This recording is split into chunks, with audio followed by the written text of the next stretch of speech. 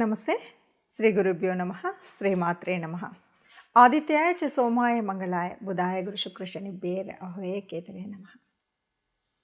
మొదటి పక్షంలో ఉండేటువంటి గ్రహస్థితి మరి ఎలా ఉంది అంటే, మొదటి పక్షంలో జనవరి 2025 గాను మొదటి పక్షంలో మనకి మీనరాశిలో రాహు ఉంటాడు, గురువు వక్రించి వృషభంలో ఉన్నాడు, కుజుడు వక్రించి కర్కాటకంలో ఉంటే కన్యలో కేతువు, ఇది మనకు కనిపిస్తుంది.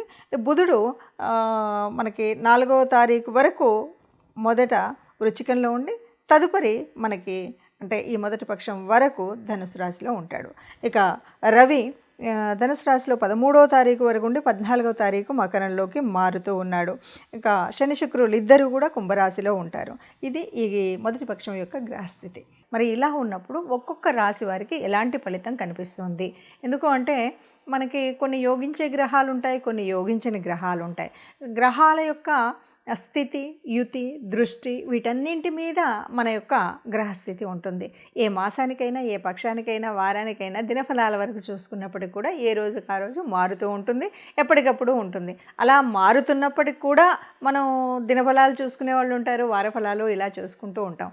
దీనికి కారణం ఏమిటి అంటే, ఏదైనా సరే జరగబోయే పరిస్థితులలో వచ్చేటువంటి గ్రహాల మార్పు వల్ల మనకి ఏదైనా అనారోగ్యం, లేకపోతే ఆర్థిక ఇబ్బంది, లేక ఉద్యోగ చలనం ఇలాంటివి ఏవైనా ఉన్నప్పుడు దానికి తగు జాగ్రత్త తీసుకోవడం కోసం, లేదా కొన్నిసార్లు ఆ గ్రహాలని సంతృష్టిపరచడం కోసం మనం చేసేటువంటి గ్రహాల యొక్క పరిహారాలు ఇవి తెలుసుకుంటే గనక మనకు రాబోయే కష్టం నుండి కొంత తగ్గించుకోవడం, లాభం ఉంది అంటే దాని సద్వినియోగం ఎలా చేసుకోవాలి అనేటువంటి విషయాలు తెలుసుకోవడం కోసం మాత్రమే మనం ఎప్పుడూ కూడా ఈ గ్రహాల యొక్క ఫలితాలను అంటే మాస ఫలితాలు కానీ, వార ఫలితాలు కానీ, పక్ష ఫలితాలు కానీ, దిన ఫలితాలు కానీ తెలుసుకుంటూ ఉంటాం.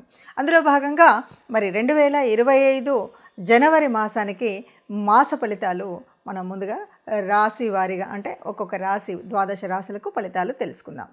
మకర రాశి వారికి 2025 జనవరిలో ఎలా ఉంది అని చూసినట్టయితే, మనం మకర రాశి గురించి చెప్పేటప్పుడు ఒక విషయాన్ని చెప్తాం.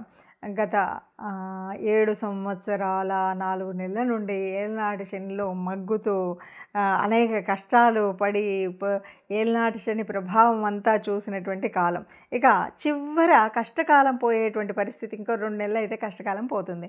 అంటే ఈ చివరి కాలంలో ఎలా ఉంటుందంటే, ఒక ఉదాహరణ చెప్పచ్చు. మనము ఒక సముద్రాన్ని ఈదుతూ ఉన్నాం, ఈ ఒడ్డు నుండి సముద్రం ఎందుకు ఒక నదినే ఈదుతున్నాం. ఈదుతూ ఉన్నప్పుడు ఎప్పుడైనా సరే నదిలో ఈదేటప్పుడు చాలా ఎదురీత అంటారు కదా, అలాంటి వరవడి అదంతా ఉంటుంది. అలా అని మనం చివరికి వచ్చాం కదా అని రిలాక్స్ అవుతే ఇప్పటి వరకు అలసిపోయాం, ఆ ఈదుతూ శారీరకంగా కష్టపడ్డాం. ఈ చివరికి వచ్చిన తర్వాత మనం అంతా కూడా హోప్ వదులుకుంటే ఏమవుతుంది, మళ్ళీ జారిపోతాం. అలా కాకుండా ఇప్పుడు వస్తున్నటువంటి ఈ చివరిలో కూడా ఇంకా పనులని పరీక్షించేటువంటి పరమాత్మ ఉన్నాడు. ఆ పరమాత్మ పరీక్షిస్తూ ఉంటాడు. కాబట్టి ఈ చివరి కాలాన్ని కష్టాలు ఎన్ని వచ్చినా సరే ఇంకా నాకు దగ్గరగా శుభాలు వచ్చేటువంటి సమయం వచ్చింది అనేటువంటి ధైర్యంతో, స్థైర్యంతో, మానసికంగా నేను ఇది చేయగలుగుతా అనేటువంటి నమ్మకంతో, మొండితత్వంతో, మకర రాశి అంటేనే చాలా మొండి పట్టుదల ఉంటుంది. చాలా పనులు తాము స్వయంగా చేసుకోగలుగుతారు, చాలా పనులు క్రమశిక్షణగా చేసుకోగలుగుతారు. ఇది మకర రాశికి పెట్టింది పేరు. ఎందుకంటే వాళ్ళకి ముందు నుండి కూడా ఏ పని చేయాలన్నా పట్టుదలలో తక్కువ ఉండరు, ఏ పని చేయాలన్నా స్వయంగా చేసుకుంటూ ఉంటారు. ఏ పని చేయాలి అన్నా అంటే కొంచెం కూడా వెనకేయరు. అప్పుడప్పుడు కొద్దిగా బద్ధకం వచ్చినప్పుడు ఆ బద్ధకాన్ని విడితే చాలు, చక్కగా ముందుకు వెళతారు. కష్టం కూడా ఇంత కష్టం వచ్చిందా నాకు అని తర్వాత అనుకుంటే తప్ప తెలుస్తుంది, కానీ కష్టాన్ని కూడా కష్టంగా అనుభవించకుండా ఇష్టంగా చేసుకునేటువంటి మనస్తత్వం కలిగినటువంటి వాళ్ళు మకర రాశి వాళ్ళు. కాబట్టి మనం ఇక్కడ చేయాల్సింది ఏంటంటే, గ్రహచారం ఎలా ఉంది అని ఆలోచించకండి.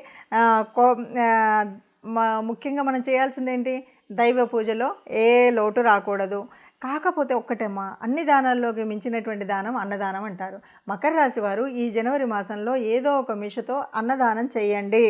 తర్వాత ఇంకా కొంచెము భూత ప్రేమ కావాలంటారు, చీమలకు అలాంటి వాటికి కొంచెం పంచదార అక్కడక్కడ వేయడం, ఈశ్వరుడిని మారేడు దళాలతో అభిషేకం చేయించుకోవడం కానీ, ఇలా ఈశ్వరాభిషేకం లేకపోతే మారేడు దళ పూజ ఇలాంటివి చేయాలి. ఈశ్వరుడి యొక్క కృప ఉంటే శనిదేవుడు ఏమీ చేయడు అన్నది మనందరికీ తెలిసినటువంటిదే.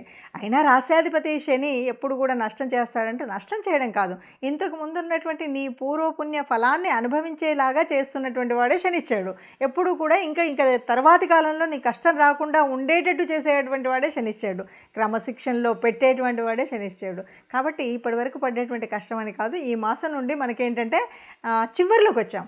ఈ మాసం కూడా గత మాసాలలాగానే కొద్దిగా హార్డ్గా ఉన్నప్పటికీ ఇవేవీ కాకుండా మనం ఈశ్వర అనుగ్రహం పొందినట్టయితే బాగుంటుంది. పాపగ్రహాల బలం ఎక్కువగా ఉంది, శుభగ్రహాల బలం తక్కువగా ఉంది.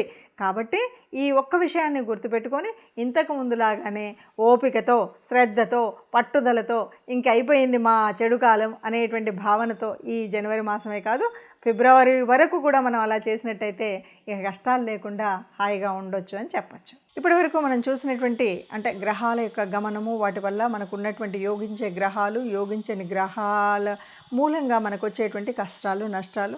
ఇప్పటి వరకు కొన్ని రాసులకి అర్ధాష్టమ శనిలో ఉన్నారు, కొన్ని రాసులు ఏళ్ళనాటి శనిలో ఉండి చివరి దశలో ఉన్నారు. ఇలాంటి పరిస్థితుల్లో మనము ఎలా ఏంటి అంటే కనుక ఆలోచించినట్టయితే మరి గ్రహాల యొక్క అనుకూలత ఉండాలి, ఇష్టదేవత యొక్క అనుగ్రహము ఉండాలి.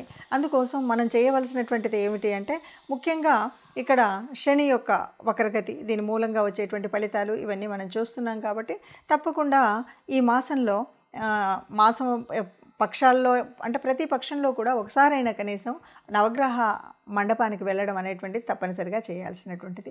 మనం రాశి వారీగా చెప్పుకుంటున్నటువంటి మన రాశిలో చెప్పుకున్నటువంటి గ్రహాల అనుకూలత కోసం తప్పనిసరిగా మూల మంత్రాలని చదువుకోవడం ముఖ్యమైనటువంటిది. అంతేకాదు మొదటగా ఉన్నటువంటి ధనుర్మాస పరిస్థితి, దానివల్ల విష్ణుమూర్తి విష్ణు రూపాల్లో ఏ రూపాన్నైనా మనం ప్రార్థించడము, అలాగే శివాలయానికి వెళ్ళడం, ఈ రెండు తప్పనిసరిగా చేయాలి. ఇవేవి మనకు వీలు కాలేదు, ఎలా చేయాలి, ఏం చేయాలి, మరి నాకు గ్రహస్థితి మార్పు ఉండాలి, ఇదంతా నేను ఆనందంగా ఉండాలి, హాయిగా ఉండాలి, ఆరోగ్యంగా ఉండాలి అని యోచించేవాళ్ళు మనుషులకు కాకపోతే గోశాలకు వెళ్ళడం, గోగ్రాసం ఇవ్వడం, ఇది మన వల్ల కాలేదు, మన ఇంట్లోనే మనం చేస్తున్న చోట మనం ఉన్నటువంటి చోటనే ఉన్నటువంటి కార్మికులకు ఎవరైనా సరే అన్నం ఒకరోజు భోజనం పెట్టించడం కానీ, వారికి కావలసినటువంటి వస్తువుల్ని దానం చేయడం కానీ చేసినట్టయితే మనకున్నటువంటి గ్రహాల అననుకూలత పోయి అనుకూలత వచ్చేటువంటి పరిస్థితి ఉంటుంది. ఎవరైనా సరే అందరం అనుకూలంగా ఉండాలి, గ్రహాల అనుకూలంగా ఉండాలి, దేవతల యొక్క అనుగ్రహం ఉండాలి.